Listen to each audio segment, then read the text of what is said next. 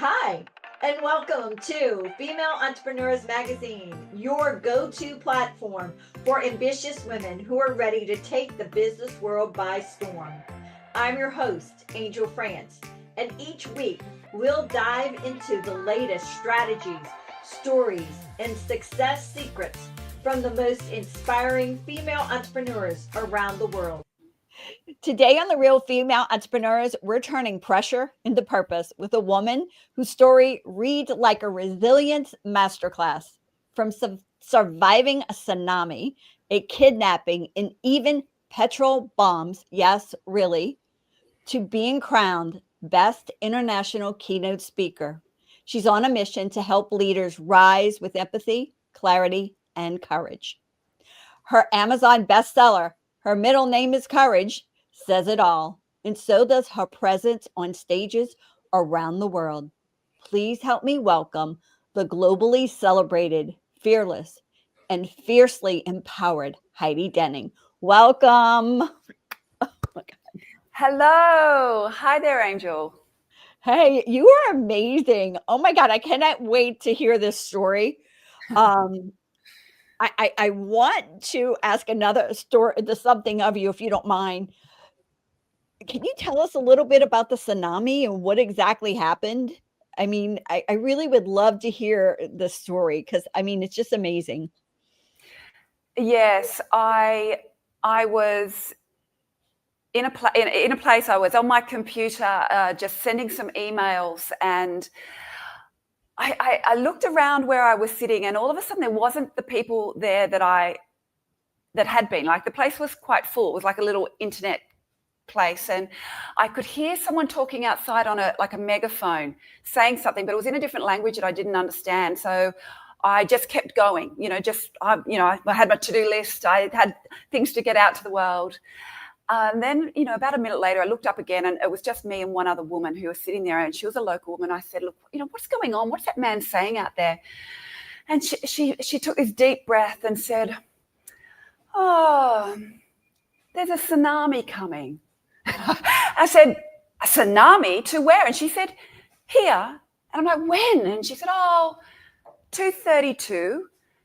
That's very specific. And I look at my laptop, and it's 2:21. So I close everything up. I run outside, and everyone's going crazy. The mamas have got their children. They're running. Dads are dragging their little ones. And everyone's trying to get to high ground because what I can see that there's been a big tsunami warning, and there's only minutes left until it hits where we are, which is a small island in the Pacific. So as I'm going up this hill, a truck comes past UNICEF, where they were staying, where I was staying, and they're like, get in the back. So I'm back of the truck, and it's just piled with people, and I'm like, I could actually die today. I don't know how big a tsunami wave is. I do not know if this hill is going to be tall enough to keep me safe. I better call my husband and let him know that I love him, and this might be our final conversation. So I ring him from the back of the truck. You've got to understand, it is loud. I'm jammed. There's so many people. Children are crying. People are screaming. Everyone's frightened. The truck noise as it's trying to get up this dirt hill, it's noisy. And, I have called my husband thousands of times in our marriage, and he either picks up or it goes to voicemail. But on this particular day, the day I think I'm going to die, it goes to voice to text. And I get this, please leave your message, we'll convert it to a text. So I'm like, darling, and as I recall, my anxiety, because my breathing is so, I'm like, darling, there's a tsunami coming, and I don't know if I'm going to get safe, and I don't know if I'm going to live, and so I'm just ringing to let you know that I love. And just as I'm about to say you, complete my sentence, Telstra, our Australian carrier, says, "Thank you for your message. We'll convert it to a text." I'm like, no. Anyway, I didn't get to have my last conversation with my husband. You can see I'm alive and well, because luckily we got to high ground, and we were kind of waiting, just looking out at this ocean in front of, like, this vast Pacific, thinking, I mean, what do we have to notice? Like, what are the signs? Do we see the wave building? And I've watched movies where it looks so calm and fine, and then it's not. So right up to when we got notification from the High Commission, actually, that the tsunami had broke 100 meters offshore, thankfully, that we knew that we were okay. But it was terrifying. I mean, I really, like that moment where I thought, I better make the last call. Like, that's a really big moment in life when you get to that. So I know that's probably one thing that has transformed you into the entrepreneur you are. I know there has to be others. Do you mind sharing us what really transpired into you becoming the amazing entrepreneur you are? Because, some always happens to somebody. Yeah, look, I feel like I'm a bit of cat with 9 lives. There's been a few things. I mean, I did wake up when I was 11 with this random virus. It meant I couldn't walk for 8 months. I'd lost the use of my legs. The doctor said there was a 75% chance I'd spend the rest of my life in a wheelchair. I was backpacking in Africa and got forced into a car with an AK-47 at my head when I was in my 20s. And I was here alone where I am at the moment last year when a catastrophic 7.4 magnitude earthquake hit. And probably the biggest turning point that has really contributed to the work I now do was 10 years ago now. I was leading a team in the Pacific, a place where I have worked, lived and holidayed for all of my adult life.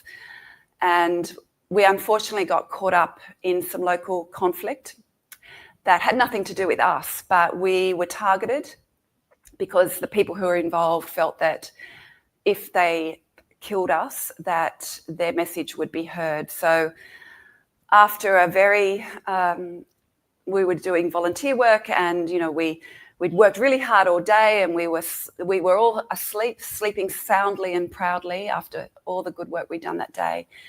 And I was awoken to a bang, and that was the first petrol bomb, or Molotov cocktail as they're called in other places in the world, hit the roof of my bedroom.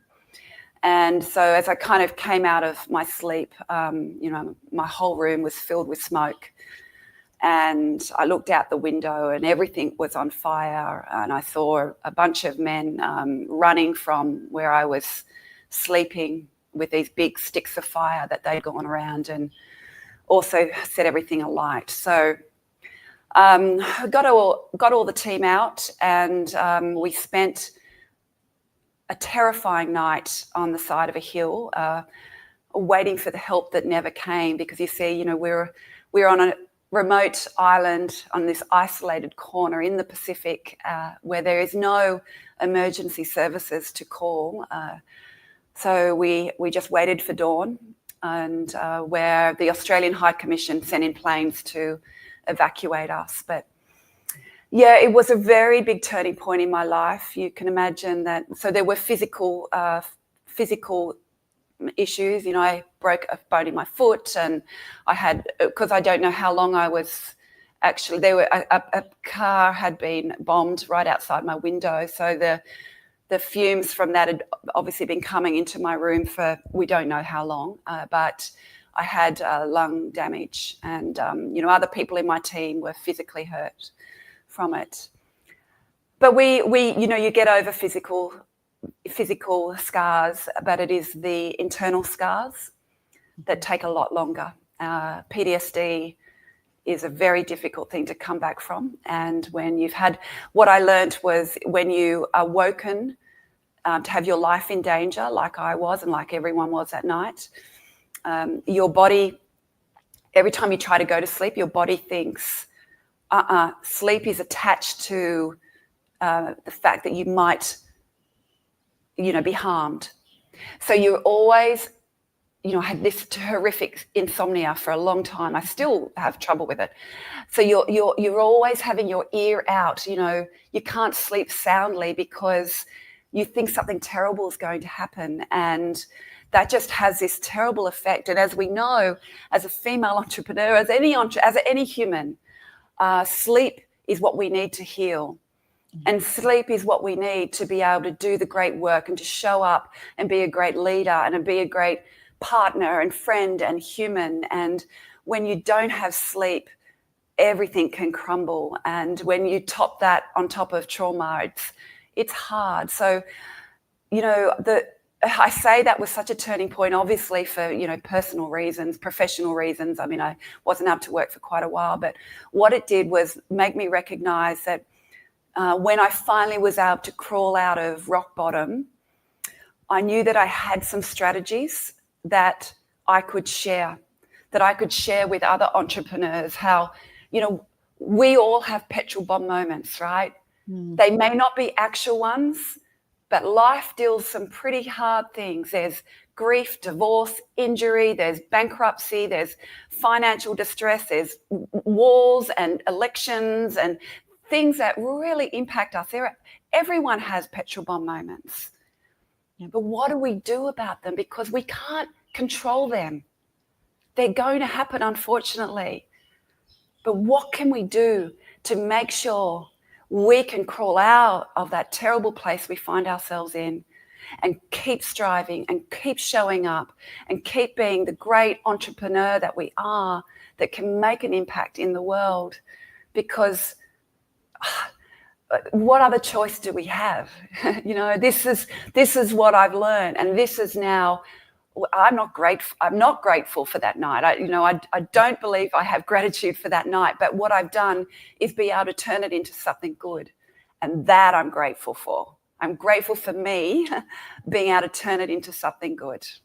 And you had to totally transitions careers. You switched after that, correct? Correct. Yeah. Because during that bombing, what were you doing, if you don't mind? Well, I was actually on a bit of a sabbatical at the time. I wasn't completely clear what I was going to do. I'd sold a business that I'd had for 17 years, just a few months before. So I was on this kind of sabbatical time. I had the education not-for-profit still, but I wasn't sure career-wise what I was next going to do. But from that pivotal moment, I knew there was something, and I just, it definitely isn't what I ended up doing then, what isn't what I'm doing now, but what I started doing then has led to what I'm doing now, which of course is what we always find ourselves in this entrepreneur world, right? It always changes. We adapt as the environment needs us to adapt, and as we try things and we fail and we get ourselves back up again. And I think that's what I've learned, how to get myself back up again, how to make the adaptation, how to make the pirouette, as I like to call it, to find the next best thing for me. A dancer at heart. I love it. Do the pirouette.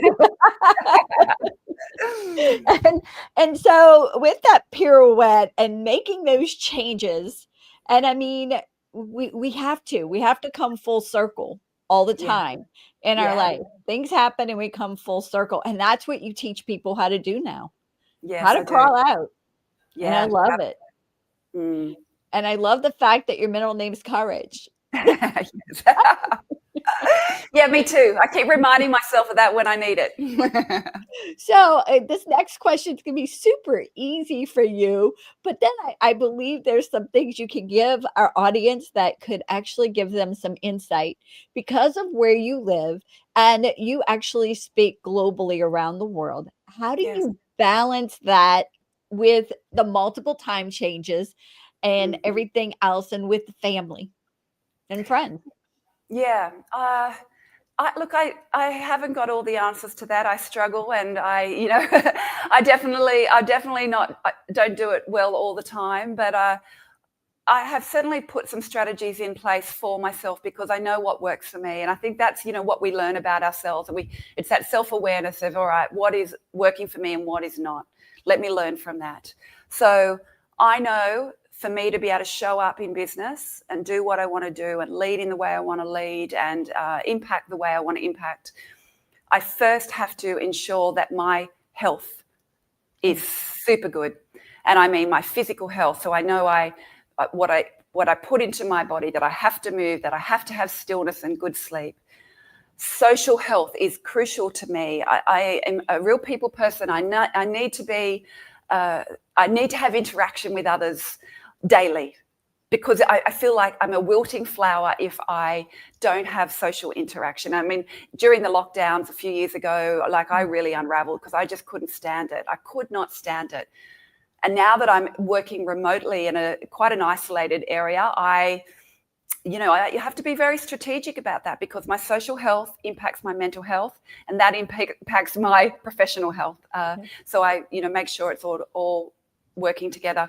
And my mental health, I am very aware of when I start to just get the wobbles and what I need to do for that. And, I have this great book that I read a number of years ago, The Gap and the Gain, and it's just all about being able to see the gain within a situation, not the gap, because we can easily do that. And I have to remind myself that of all the time when I'm getting wobbly, because when we get wobbly, all we see are the challenges and the obstacles and the things aren't going right.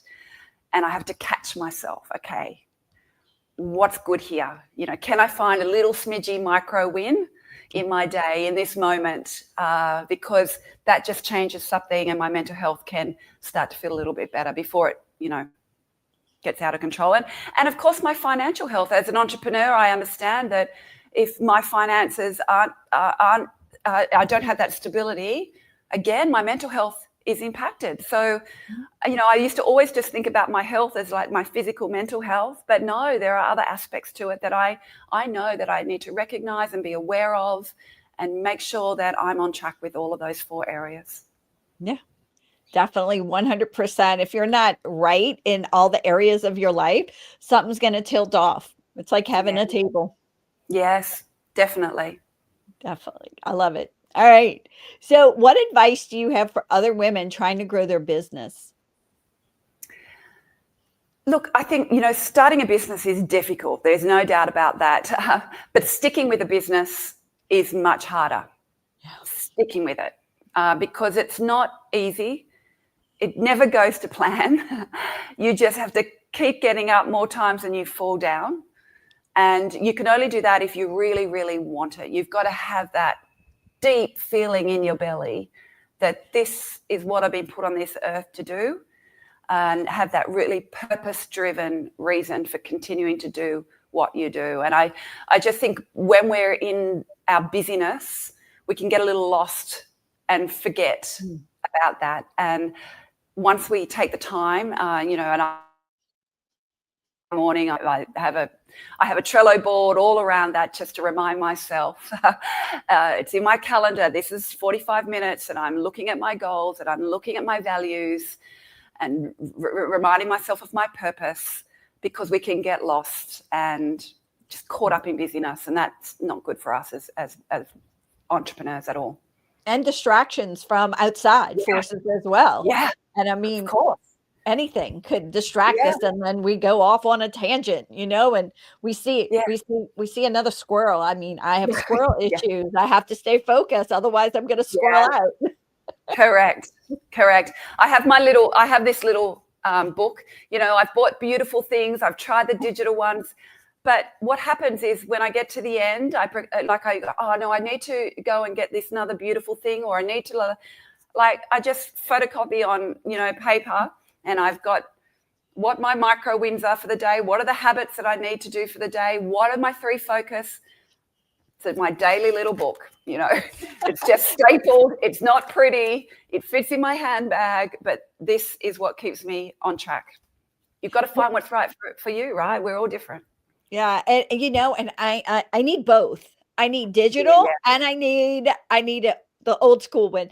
And so I have found, oh my God, I'll tell you what happened this year. I'll just make you laugh. So I was on a cruise in January for work. All right. Yeah. It was a marketing cruise. And I had my little old school it's like this big. Yes. And I have itty bitty. And I couldn't find it when we came home. No. Oh, no. I was like, oh my God. And I finally found it this past week, and I've been so productive. Oh my God. Yeah. I'm so Yeah. excited. So yeah, because I've done all kinds of other notebooks. I'll go get them, but I don't like them. I've done my own before too. Yeah. Yeah. I hear Yeah, so I get it. All right. you. All right. I can. Knowing what you've learned now in your businesses, you've had a few different businesses, and Yes. so what would you go back and tell your 18-year-old self? Yeah, I would tell my 18-year-old self, as I was this very confident, sparkly-eyed young woman who thought that things were going to fall in place for her, that right, and it's about managing expectations of how life is going to be, and it doesn't always go to plan. But what I have learnt most from my business life around that topic that I would like my 18-year-old self to know is that the connections that you nurture throughout your life are the most important ones, because when you get the wobbles and when things don't go to plan, when you have your petrol bomb moments, whatever they look like for you, if you have not done the work to nurture great people around you before those moments happen, it's too late after the moment. Yes, you will have people who will help you, but it will not be long lasting, and it may not last for as long as you need. And it's not fair, I don't think, to call on people to help you if you have not given in the first place. Like, this is a two-way street as humans. You must nurture relationships, and I don't mean strategically for my petrol bomb moment later in life. I just mean that this is what helps us get through the good times and the bad times. So find your people. And I think, for female entrepreneurs, we need to find other women like us, because as we know, our family and friends who perhaps have been employees all their life don't get what we do. They don't get it. And they're good to have. You've got to have those people in your life for things, but you also need to find your business people, because when things happen, business can be tough. And it doesn't mean it's going to fail and be over forever, but it just might be you're in a dip and you need other women who get it to be around you, to nurture you, to support you, to give you the hope, to give you the ideas to move forward. And the encouragement. Oh, 100%. Isn't that the key? Yes. Yeah, definitely. So, in our life, we always have somebody, maybe we come up with an idea, we say we're going to do this to move our business forward. And sometimes it just doesn't work. Everybody's like, oh no, you don't want to do that. So is there a key strategy maybe that you used that maybe somebody said, oh no, you don't want to do that, but you did it anyway and it worked? Yeah. Well, I just want to flag, I've tried many things and they have not worked. Definitely. Definitely. Like, really, I mean, my VA, who I've had for, 18 years, like, she just must think I'm nuts, like with the different landing pages and things that I get her to create for me, like, truly. Anyways, you got to give it a go, right? And you got to keep learning from them. I love honesty, because I have had probably thousands of landing pages. I swear. And people look at me like, okay, what's the landing page now? I'm like, trust me. And how many URLs you've like got on crazy domains or something like that? Oh my God, amazing idea. Can I get that? Can I get that website name? Doing that all the time. I have like 200 now. Used to be like 150. I think we're up to 200 because my brain just doesn't stop. I know. It feels like such a great idea. Such a great idea. I mean, when my annual things come up to pay for those URLs, I'm like, what was I going to do with that? My problem is they're on auto draft. And I go, oh, I paid for that? Yeah. That's a lot of money for that. My one website. How come I'm paying that much for my one website? Uh, Okay. yeah. What was the question again? I got distracted. What is it? What I was know something it that was fun. It was fun. What's a yeah. key strategy that you use that other people said, no, don't Yeah. use, but it worked? Well, I don't know if it's people who said don't use it, but what I've known that people have said that I have listened to, and because there's been lots of times that I've done the opposite, is to really listen to my customers. So all those times that I'm at during the night, I might have had a nice glass of wine and I've got this bright idea and I do that. That is just me in my head. I've got this confirmation bias, of course, that what I'm thinking right then and there is a great idea. But my customers and my audience have had no input to that. And so then I wonder why, no one clicks the button when on my landing page and things like that. So what I've learned is that I need to talk to people who are perhaps going to be buying what I'm offering, and just seeing what challenges they've got right now. And this has been a really key learning for me in the last 12 months. And it has really meant that I've talked to lots of people who've bought from me before, not for my keynote speaking. This is for a different product, a professional development product that is my signature program. And, that was from me having conversations, lots of them, with leaders in organizations that have bought me before to do professional development in their organizations. What are your challenges right now? What's going on with your people? What do you need solved? What are you struggling to do as the leader? And so to me, finally, I'm doing something constructive in regards to a key strategy, because it's meant that I've been able to build this professional resilience program that is built specifically for leaders who are struggling to keep their teams engaged, to keep their teams optimistic, to keep their teams being able to adapt to change and challenges. And I'm just so pleased I finally used that strategy of listening to the people who are actually going to buy it. Yeah. Congratulations. That's exciting. That's a great key strategy, is just listen to other people who are going to buy your services, see what they need. Yeah, see what they need. Yeah. And I think, we've got such, teams are working from anywhere, right? This is the beauty of our world. But keeping them engaged and connected is a tough thing when you've got a gazillion things to do as a business owner or a leader of a team. And that's where this comes in as well. So I work with leaders who have dispersed teams, because we can be dispersed and it can work beautifully if you've got the right strategies. 100%. That is key. I just spoke to somebody who is a finance manager for a law firm. And so all the lawyers are spread around the country. Yeah. And they do everything virtually. It's so cool. It is, really is. All right. Can you share any future plans you have that we need to keep an eye out on? Yes. Well, when I was 20, I had the lucky opportunity to work and live in Vanuatu, which is a group of 83 islands in the South Pacific. So if for those who aren't sure, and it is a tiny little place, but if you think of me a third of the way from Australia on the way to Hawaii, I'm on an atoll in the Pacific Ocean, and this is my second home. So I've always wanted it to be my second home. And last year, my husband and I we came to say goodbye to Vanuatu on a holiday for my birthday. Within 3 days, we were looking at real estate. I flew back the week later, made an offer on a house, and we bought it.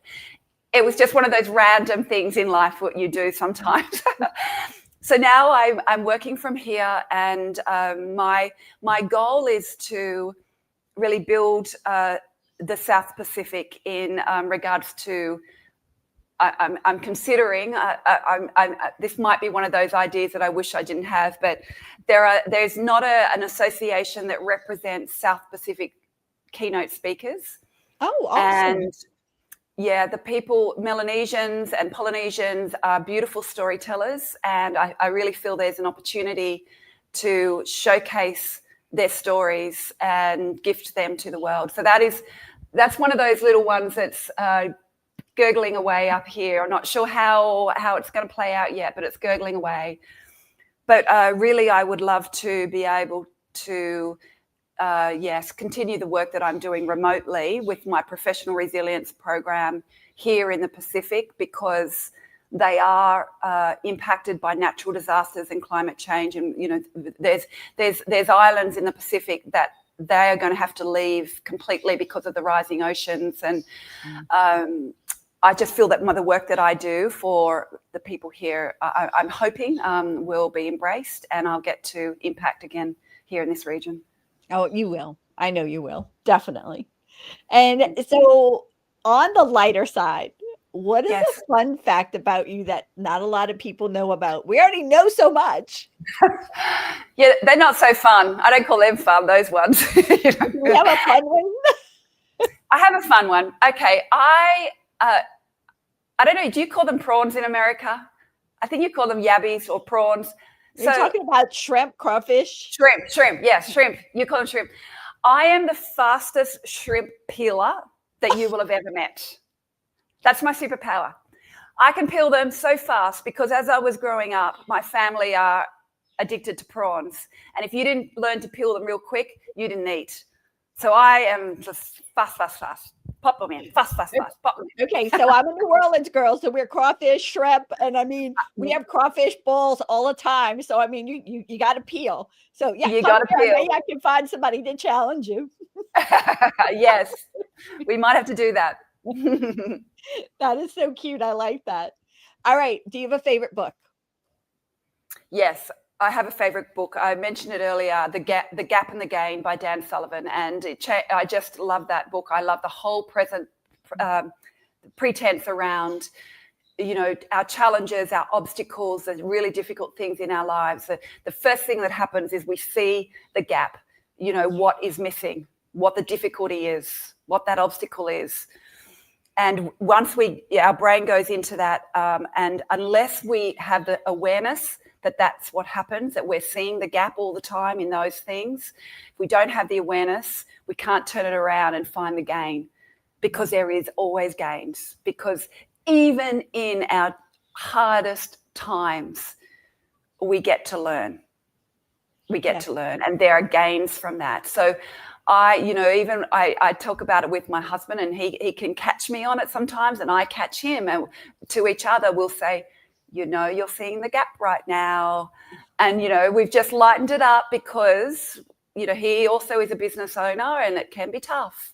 So just making sure when you fall into that hole, start to see the micro wins, that I call them, start to see the gain. What's good here? Yep. There's always something good. We just have to figure it out. Yeah. It'll show up sooner or later. Sooner or later. Sometimes it takes a little longer than you want, but eventually it does.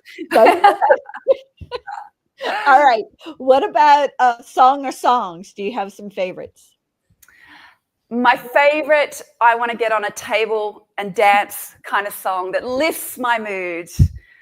Even as a 55-year-old, I still feel like I want to get on a table and dance to this song, is The Killers' Mr. Brightside. I love that song so much.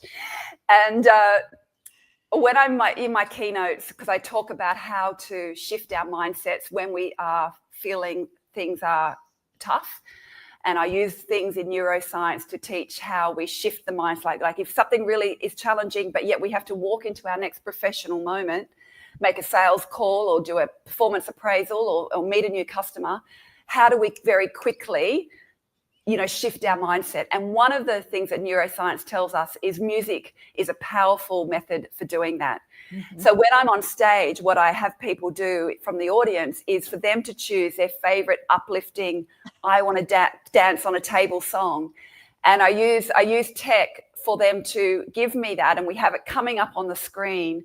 And what I do is I put together a Spotify playlist for that conference of everyone's uplifting song, and then I gift it to everybody so they've got this resource to get it out of their head at the end of the conference. Oh my God, I love that. That is so much fun. So my actually, just so you know, we'll go back a few. So my fun fact about me is that I was always, like, one of my friends said, I was a senior in high school, said, I dare you to go dance on that table. And what song did you like to dance on tables to, Angel? Right now it's Feel the Moment, but I can be any song. I'm a dancer. I used to dance in school. So wow. So I love that. So that is my fun fact. So I could actually use that. And I really like that. That one's really cool. Yeah, it's really fun. And when you've got everyone's song coming up on screen, it's like, oh my gosh, I haven't heard that song forever. And you know what I do is like I say, who chose that song? Like one of my favorites, and someone will put their hand up, and I'll give them one of my books, and it's just this fun thing to do, an interactive thing to do when you're on stage, and yeah, that's a really fun one. So I could tell that story. So that would be perfect. Yeah, definitely. I love that one. All right, what about a favorite quote? Oh, this is so easy. If it's going to be, it's up to me. 100%. Yeah. Yeah. So I don't think you need to, I mean, you already stay motivated, but I think everybody wants to know how you stay motivated. Do you mind telling us?